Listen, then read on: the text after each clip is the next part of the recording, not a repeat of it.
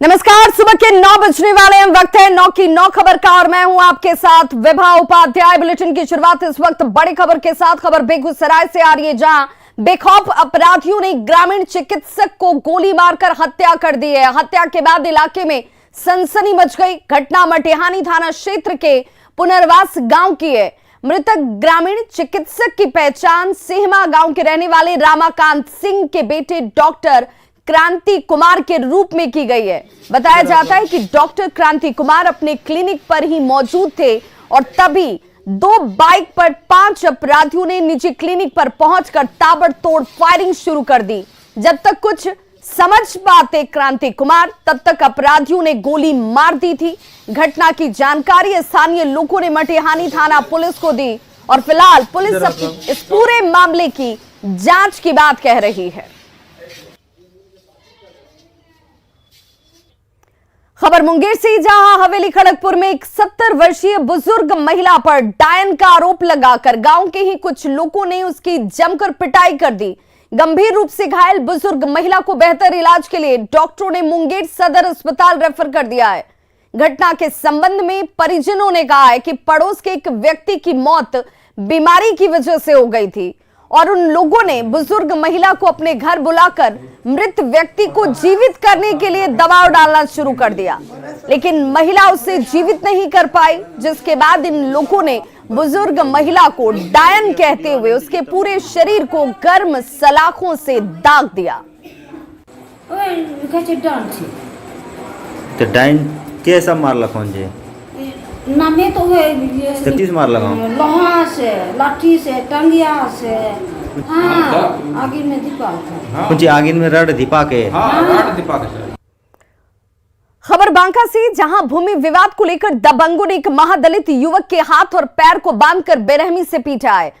उसके झोपड़ी को आग के हवाले तक कर दिया गया। घटना कटोरिया थाना के मोहपत्रा की है। घटना के बाद से सहमे महादलित परिवार कटोरिया थाना पहुंचकर अब सुरक्षा की गुहार लगा रहे हैं।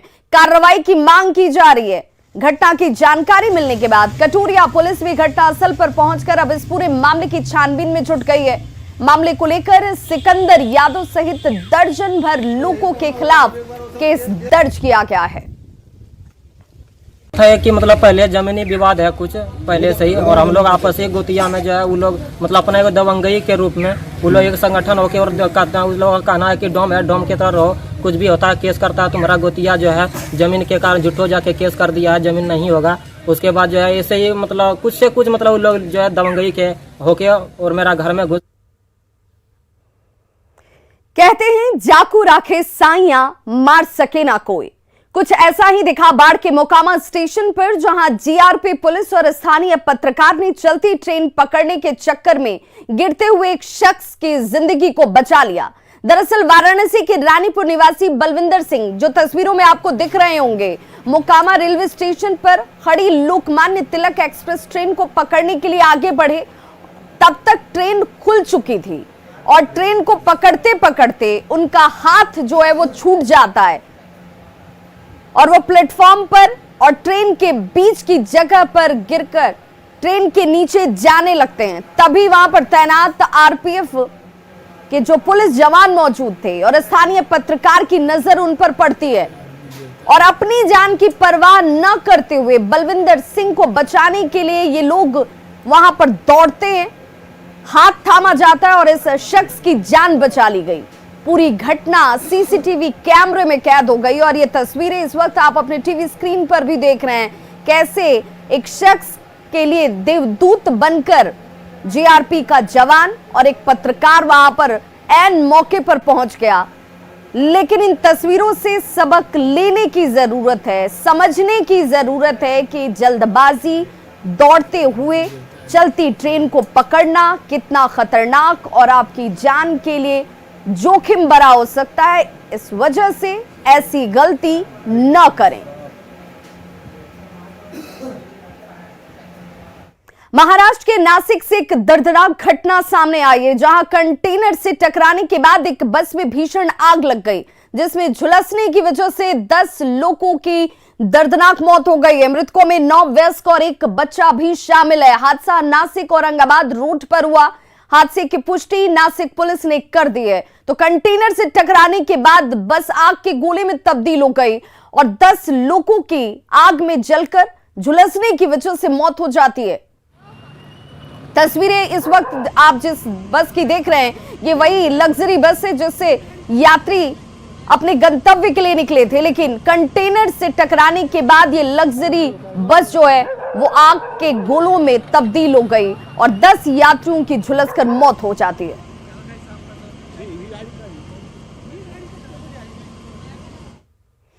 खबर गुमला से, जहां ऑटो और बाइक के बीच जोरदार टक्कर में 10 लोग घायल हो गए। ऑटो में सवार सभी लोग सिलफरी गांव से चैनपुर साप्ताहिक बाजार के लिए आ रहे थे और इसी दौरान रामपुर के पास बाइक से ऑटो की टक्कर हो जाती है। इसमें 4 लोगों की हालत गंभीर बताई जा रही है। इन्हें इलाज के लिए गुमला सदर अस्पताल रेफर किया गया है। वहीं बाकी घायलों को इलाज चैनपुर स्वास्थ्य केंद्र में ही किया जा रहा है।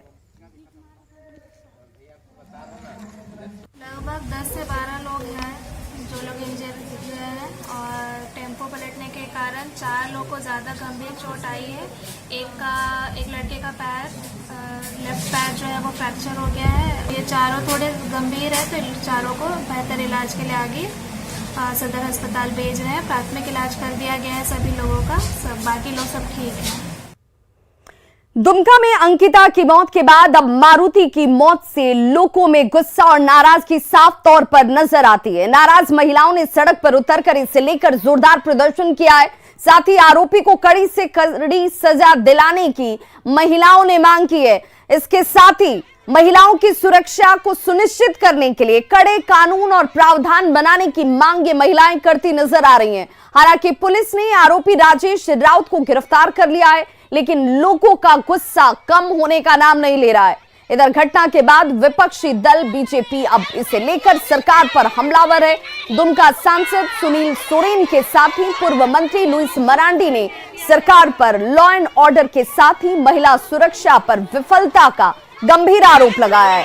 वहीं कृषि मंत्री ने सरकार का बचाव करते हुए ऐसी घटनाओं को रोकने के लिए सामाजिक जागरूकता पर जोर दिया। जैसे कि सरकार रोड देती है, उसी तरह महिला के लिए एक कानून निकलना चाहिए। बस हम लोग यही चाहते हैं। आप मौत का सजा दे, फांसी का सजा दे, उससे हमको कोई मतलब नहीं है, लेकिन एक रास्ता बनना चाहिए। हम लोग को बार बार होता है, हम लोग को महिला का साथ क्यों होता है सर? हम लोग कुछ तो वर्ष हम लोग करवा देंगे। हम लोग कहीं भी बाल बच्चा हम लोग कैसे पढ़ा लिखे कि बाजार हम लोग कैसे भेजेंगे? अंकिता को जो हुआ, अंकिता के साथ अगर उसको सही इंसाफ होता है, उसके साथ शाहरुख के साथ अगर उसको सजा दिया जाता फांसी का, तो शायद आज ये नहीं होता। आज ये बेटी, आज ये भारत की बेटी, ये भालकी की हमारी बेटी जो है आज जली, वो नहीं जलती आज। इसमें लड़की है, वो यहाँ की रहने वाली है। एक लड़का से पूर्व से जानकार थी उसके लड़का के, और वही लड़का ने उसको रात में पेट्रोल डाल के उसको जलाया गया और साथ में जो लड़का है उसको भी अरेस्ट कर लिया गया। इस तरह का ट्रैक अगर हमारे चल गया तो इस तरह का लगातार घटना होती रही। इसके लिए कड़ा कदम उठाना होगा, लेकिन यहाँ की सरकार जो है कोई काम नहीं कर रही है। सरकार गंभीर नहीं है। सीधे सीधे कहना चाहेंगे कि मुख्यमंत्री जी कहाँ हैं आप? कहाँ है आपका कानून? कहाँ है आपका प्रशासन? आखिर कानून रहता तो लगातार इस तरह का जो घटना घट रहा है वो नहीं घटता। ऐसी मानसिकता से लड़ने में पक्ष और विपक्ष को नहीं देखा जाता, समाज को देखा जाता है। समाज को इसमें साथ आना चाहिए। समाज जितना हमें सूचना देगा, हम उतनी तत्परता से ऐसी तत्वों से निपटने में कामयाब होंगे। वहीं मुख्यमंत्री हेमंत सोरेन ने दुमका की घटना पर दुख जाहिर किया है। हेमंत सोरेन ने कहा कि जिन लोगों ने भी यह हरकत की है उन्हें कड़ी से कड़ी सजा दिलाई जाएगी। उन्होंने कहा कि आरोपी पुलिस की गिरफ्त में है। उन्होंने शोकाकुल परिवार के प्रति संवेदना और सांत्वना जाहिर की। साथ ही दिवंगत बेटी के परिजनों को 10 लाख रुपए की सहायता राशि देने का भी निर्देश दिया। हमारा प्रयास है कि सरकार, पुलिस, प्रशासन अपना कार्य मुस्तैदी से करे और जो गुनाह करे उसको कड़ी से कड़ी सजा अविलंब दिलाई जाए। जहानाबाद में चोरी छिपे प्रेमिका से मिलना प्रेमी को महंगा पड़ गया। जी हां, गांव वालों ने चोरी छिपे मिलने वाले प्रेमी जोड़े को पकड़ लिया और फिर दोनों की ही शादी करा दी गई। मामला हुलासगंज प्रखंड के सुकियावा गांव का है। लोगों के मुताबिक युवक गया जिले के मानपुर का रहने वाला है। युवक प्रेमिका से मिलने के लिए अपने रिश्तेदार के घर आता था, लेकिन इस बार गांव के लोगों ने दोनों को रंगे हाथों पकड़ा और इसके बाद ग्रामीणों ने इन प्रेमी युगल को शादी के लिए दबाव डालना शुरू कर दिया और बाद में इन दोनों की ही शादी करा दी गई।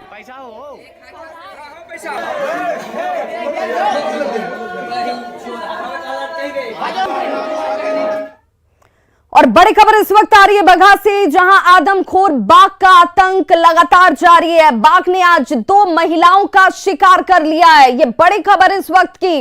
अब तक 7 लोगों की मौत हो चुकी थी, आज 2 और लोगों का शिकार इस बाघ ने कर लिया है। अब तक 9 लोगों की जान ले चुका है ये बाघ। बलुआ गांव में 2 महिलाओं को इस बाघ ने अपना निवाला बना लिया है। बाघ ने मां और बेटी का शिकार किया है। बाघ बार बार अपना ठिकाना बदल रहा है, लेकिन सवाल यही है कि 400 वनकर्मी जो लगातार इस बाघ को ट्रैक कर रहे हैं, कहां ये बाघ जा रहा है, कहां छिप रहा है। उसके बाद अब इसे मारने के भी आदेश दे दिए गए। इसके बावजूद ये बाघ लोगों की पकड़ से बाहर है और ये बार बार अपना शिकार भी कर रहा है। संवाददाता मुन्ना राज हमारे साथ इस वक्त ज्यादा जानकारी के साथ फोनलाइन पर जुड़ गए। मुन्ना राज, ये एक बड़ा इस वक्त सबसे बड़ा चिंता का विषय कि बाघ को पकड़ने के लिए 400 वनकर्मी लगे हुए हैं। इसके बावजूद हर रोज बाघ अपना शिकार ढूंढ रहा है, मार रहा है और उसके बाद यहां से भाग भी रहा है।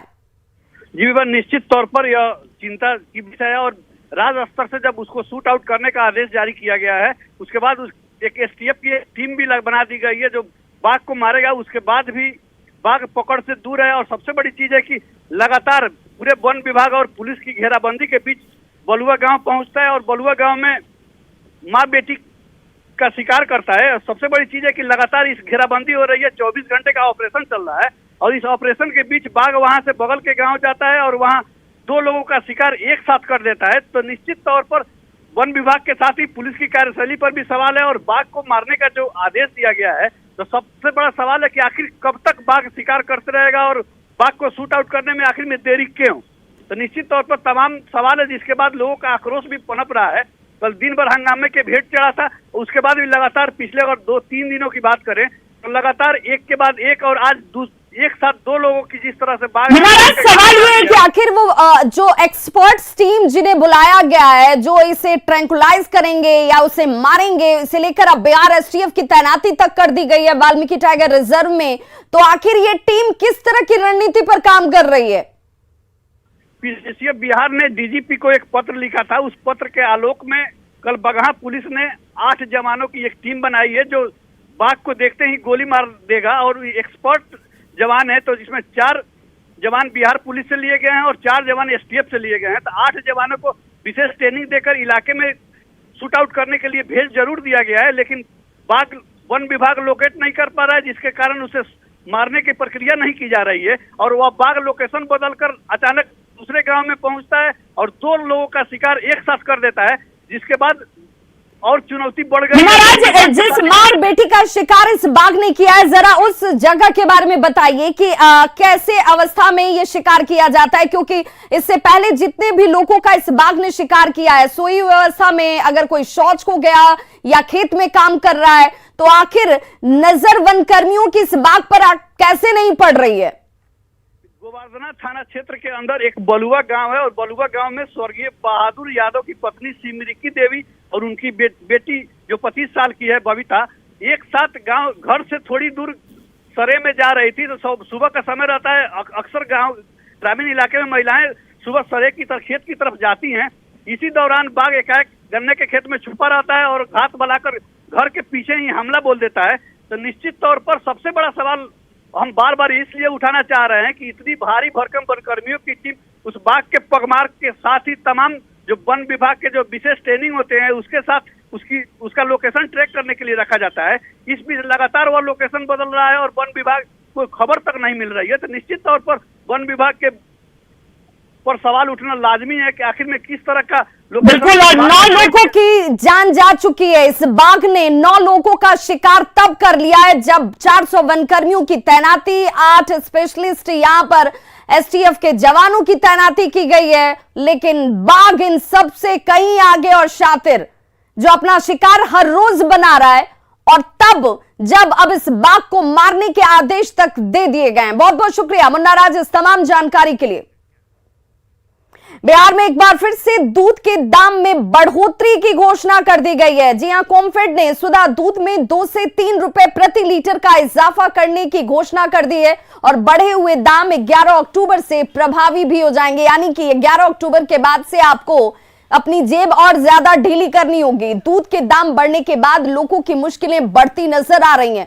दाम बढ़ने की जानकारी मिलने के बाद लोगों में नाराजगी भी साफ नजर आती है। ज्यादा जानकारी दे रहे हैं संवाददाता रवि एस नारायण। दूध के कीमतों में एक बार फिर से बढ़ोतरी का ऐलान किया गया है और कॉम्फेड ने यह घोषणा की है कि जो दूध है उसकी कीमतें 2 रुपए से लेकर के 3 रुपए तक बढ़ाई गई है। आपको बता दें कि ये पूरी जो नया दर है, जो कीमतें बढ़ाई गई हैं, वो 11 अक्टूबर से लागू होगा। और ऐसे ही हम दूध का जो बूथ है वहाँ पे हम हैं और यहाँ पे देखिए जो दूध है वो यहाँ पे पहुँच रहा है। स्टॉल पे लोग जो हैं वो यहाँ पे पहुँच रहे हैं। जो नया दर यहाँ पे लागू किया गया है उसमें जितने भी दूध के वेराइटीज़ है, जैसे सुधा दूध पहले जहाँ 56 रुपये लीटर मिलता था वो 3 रुपये उसमें बढ़ोतरी की गई, 59 रुपये हो गए हैं। जबकि शक्ति जो है उसमें 2 रुपये की बढ़ोतरी हुई है, 49 रुपये से 51 रुपये कर दिया गया है। गाय का जो दूध है वो 46 रुपये से 48 रुपये कर दिया गया है। तो इस ढंग से जो कीमतें हैं वो 2 से 3 रुपये तक बढ़ाई गई हैं। जो लोग हैं यहाँ पे जिनकी दुकान है, ये आप लोगों तक सूचना आ गई कि दूध के दाम बढ़ रहा है? जी सर, आ गई सूचना, आ गई, कल ही आ गई। 11 तारीख से 11 तारीख से रेट बढ़ेगा। हाँ लगा। तो क्या लगता है कि ये दूध के कीमत बढ़ने से कितना प्रभाव पड़ेगा? प्रभाव तो पड़ेगा सर, दूध का रेट तो बढ़ना नहीं चाहिए। साल में 2 बार रेट बढ़ गया है, वो तो होना नहीं चाहिए था वैसे। फिर भी अब क्या करा जाएगा, जो गवर्नमेंट चाह रहे वो तो कर ही रहे अपना मन मर्जी। सब पर 3 रुपया, सब पे किसी पे 3 रुपये, कम से कम 2 रुपये जरूर है सबको। ये कैसे चलेगा संस्था भाई? मुश्किल है, मुश्किल तो है ही। देखिए, तो ये जो आम लोग हैं या दुकानदार हैं उनका मानना है कि दूध की कीमतों के बढ़ने से आम जन जो हैं उन पर बड़ा प्रभाव पड़ेगा। लेकिन 11 तारीख से 11 अक्टूबर से तमाम जो नया दर है वो लागू हो जाएगा। पटना से रवि एस नारायण की रिपोर्ट। तो दूध जो सभी के जीवन का एक अभिन्न अंग है, उसके कीमतों में साल में 2 या 3 बार का इजाफा होना लोगों के लिए इस वक्त सबसे बड़ी परेशानी बनती हुई। मुख्यमंत्री नीतीश कुमार आज लोक नायक जयप्रकाश नारायण की पुण्यतिथि समारोह में शामिल होने के लिए सिताब दियारा आने वाले हैं। उनके इस दौरे को लेकर सिताब दियारा की सुरक्षा बढ़ा दी गई है। तस्वीरें इस वक्त आप सिताब दियारा की देख रहे हैं, जिस सड़क का कल लोकार्पण भी वीडियो कॉन्फ्रेंसिंग के जरिए मुख्यमंत्री नीतीश कुमार की तरफ से किया गया। 11 अक्टूबर को यहां अमित शाह जेपी जयंती में शामिल होने के लिए पहुंचेंगे। उसके ठीक पहले मुख्यमंत्री नीतीश कुमार के दौरे से सियासी हलचल बढ़ चुकी है। बीजेपी ने अमित शाह के दौरे के पहले नीतीश कुमार के दौरे को बेचैनी बताया है और कहा कि इसी बहाने अगर क्षेत्र का विकास होता है तो इसमें कुछ गलत नहीं है। यही तो मैंने कहा कि यही बेचैनी का कारण है। अभी तो मुख्यमंत्री जी का नागालैंड में कार्यक्रम तय था, मुझे जो जानकारी मिली है, लेकिन आज आनन फानन में रात में तय हुआ है। यही बेचैनी है और इससे हमें लगता है कि क्षेत्र के लोगों का विकास हो रहा है। अंधेरे ही सही, देर से ही सही, लेकिन गृह मंत्री जी के कार्यक्रम होने के बाद आंख अगर खुला है विकास की तरफ, यहाँ भी कुछ लोगों को जर्जर स्थिति से मुक्ति दिलाया जाए, तो इसके लिए मुझे लगता है कि अब हमारे गृह मंत्री जी ही उसके प्रेरणा के दायक है। गोपालगंज में गंडक नदी का पानी अब नए इलाकों में तेजी से फैल रहा है। 2 दर्जन गांवों में पानी के घुसने से हालात अब बिगड़ने लगे हैं। इन इलाकों में रहने वाले लोग अब पलायन कर नए इलाकों में जाने को मजबूर हैं। ज्यादा जानकारी दे रहे हैं हमारे सहयोगी गोविंद कुमार। गोपालगंज के निचले इलाकों में तेजी से गंडक नदी का जलस्तर बढ़ने लगा है और कल आपको सुबह तस्वीर दिखाए थे रामनगर की तस्वीर, जहां पर सड़क पर घुटने भर से नीचे पानी था, लेकिन इस वक्त जो है कमर तक पानी आ गया है। रामनगर में जो वाहनों का परिचालन है वो पूरी तरह से प्रभावित हो गया है। लोग जो है रोज़मर्रा की सामान खरीदने के लिए अंदर से आ रहे हैं। इस रामनगर के रास्ते जो है जगरी टोला है, खाप मकसूदपुर है, इसके अलावा जो गंभरिया है और मेहंदिया गांव है, तकरीबन 10 टोले हैं जहां पर इस वक्त बाढ़ का पानी जो है फैल चुका है और जो लोग हैं वो इसी तरह से जो है पैदल जो है पानी पार करके आ रहे हैं, जान जोखिम में डालकर आ रहे हैं। यहां पर कोई नाव की व्यवस्था जो है अब तक नहीं की गई है और लिहाजा इस तरफ भी लोग हैं जो सामान खरीद कर बाज़ार से लौट रहे हैं। हम इनसे बात करेंगे कि कितनी परेशानी हो रही है, कितनी परेशानी हो रही है। बहुत परेशानी हो रही है सर, नाव का इंतजाम अभी नहीं हो पाया है। नहीं हो पाया है। क्या चाहेंगे सरकार से आप? बस अब सरकार से मांग करेंगे जो हमारा नाव मिल जाना चाहिए ताकि परेशानी दूर हो जाए। क्या नाम है आपका? वकील प्रसाद। कहाँ घर पड़ेगा? खाप मकसूदपुर। खाप मकसूदपुर इनका घर है और इधर साइकिल से देखिए कैसे जो बाढ़ प्रभावित गांव है अंदर, वहाँ से ये लोग आ रहे हैं। हम इनसे भी बात करेंगे कितनी परेशानी हो रही है। अच्छा, कितना पानी अंदर है अभी? पानी कितना है अभी? जांग भर पानी और बढ़ने की बढ़े, 4 लाख फिर पानी छोड़ बा। तो अंदर फिर कितने घर हैं जो डूब चुके हैं? घरों में पानी प्रवेश कर चुका है। अब है ना तो नहीं के बना होने का तो ढेर घर सामान खरीदने में बड़ा परेशानी होती है। क्या नाम है? कमालो दे। ये गांव के ही ग्रामीण है। लिहाजा देखिए कैसे महिलाएं हैं वो सामग्री जो है बाज़ार से खरीद कर लौट रही हैं और ये तकरीबन ये हालात जो है कल सुबह से ये हालात आपको नज़र आ रहे हैं। लेकिन जिस तरह से जलस्तर बढ़ रहा है गंडक नदी का, उससे हालात आने वाले 24 घंटे के बाद बेहद ख़राब होने की आशंका जताई जा रही है। संभावना जो है वो प्रशासन की ओर से भी जताई गई कि नदी के जलस्तर में तेज़ी से वृद्धि होगा। लिहाजा जो लोग हैं निचले इलाके में बसे हैं उन्हें सुरक्षित ऊंचे स्थलों पर जाने के लिए अपील की जा रही है। गोविंद कुमार, न्यूज़ 18, गोपालगंज। तो गोपालगंज में गंडक नदी के जलस्तर में बढ़ोतरी के बाद जिले के कई इलाकों में तटबंध पर दबाव बढ़ना शुरू हो गया है। जलस्तर बढ़ने के बाद प्रशासन ने तटबंधों की निगरानी बढ़ा दी है। डीएम और एसपी ने भी तटबंधों का निरीक्षण शुरू कर दिया है। इस दौरान डीएम ने जल संसाधन विभाग के इंजीनियरों को जरूरी निर्देश दिए। प्रशासन ने निचले इलाके के लोगों को सुरक्षित जगहों पर जाने की अपील की है।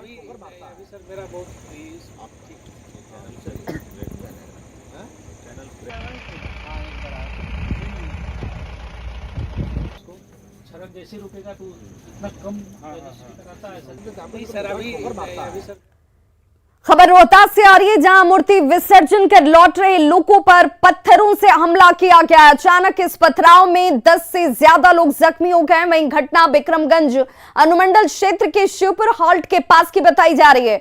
पथराव में घायल लोगों को इलाज के लिए सरकारी अस्पताल में भर्ती कराया गया। पीड़ित के अनुसार पथराव मूर्ति विसर्जन से लौटने के दौरान किया गया और इस दौरान पुलिस भी मौजूद थी। पुलिस घटना को लेकर प्राथमिकी दर्ज कर चुकी है और आरोपियों के खिलाफ कार्रवाई की तैयारी की जा रही है।